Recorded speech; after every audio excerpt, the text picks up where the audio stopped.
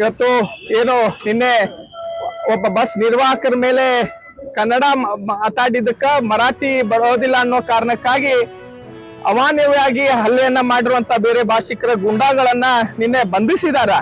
ಆದ್ರೆ ಇವತ್ತು ಬೆಳಗ್ಗೆ ಬೆಳವಣಿಗೆ ನೋಡ್ಬೇಕಂದ್ರೆ ಪೊಲೀಸ್ ಇಲಾಖೆ ಯಾವುದೋ ಒಂದು ಒತ್ತಡದ ಮೇಲೆ ಹಲ್ಲೆಗೊಳದಂತ ನಿರ್ವಾಹಕನೇ ಮೇಲೆ ಫೋಸ್ಕೋ ಪ್ರಕರಣವನ್ನ ದಾಖಲಿಸ್ತಾರಂದ್ರೆ ಎಂತ ದುರಂತ ಅಂತ ಹೇಳಿ ನಮಗ್ ಕಾಣ್ತಾ ಇದೆ.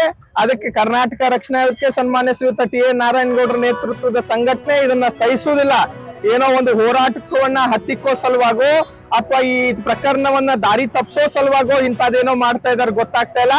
ತಕ್ಷಣವೇ ಸಂಬಂಧಪಟ್ಟಂತ ಅವ್ರ ಮೇಲೆ ಸೂಕ್ತವಾದಂತ ಕ್ರಮ ಆದ್ರೆ ಸೂಕ್ತ, ಇಲ್ಲ ಅಂದ್ರೆ ಮುಂದಿನ ದಿನಮಾನಗಳಲ್ಲಿ ಕರ್ನಾಟಕ ರಕ್ಷಣಾ ವೇದಿಕೆ ಬಾರಿ ದೊಡ್ಡ ಪ್ರಮಾಣದ ಹೋರಾಟಕ್ಕೆ ತಯಾರಿ ಮಾಡ್ಕೋಬೇಕಾಗತ್ತೆ.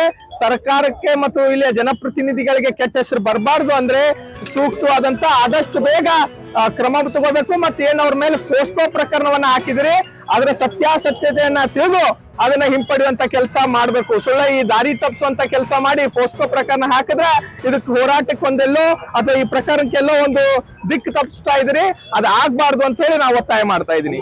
ಯಾರ್ದೋ ಒತ್ತಡಕ್ಕೆ ಮಾಡಿದಾರೆ ಒಂದ್ ಸ್ವಲ್ಪ ನಮ್ಗೆ ಅನುಮಾನ ಬರ್ತಾ ಇದೆ. ಇಷ್ಟೆಲ್ಲ ಆದ್ರೂ ಕೂಡ ಜನಪ್ರತಿನಿಧಿಗಳು ಯಾರು ಕೂಡ ಇದ್ರ ಬಗ್ಗೆ ಮಾತಾಡ್ತಾ ಇಲ್ಲ.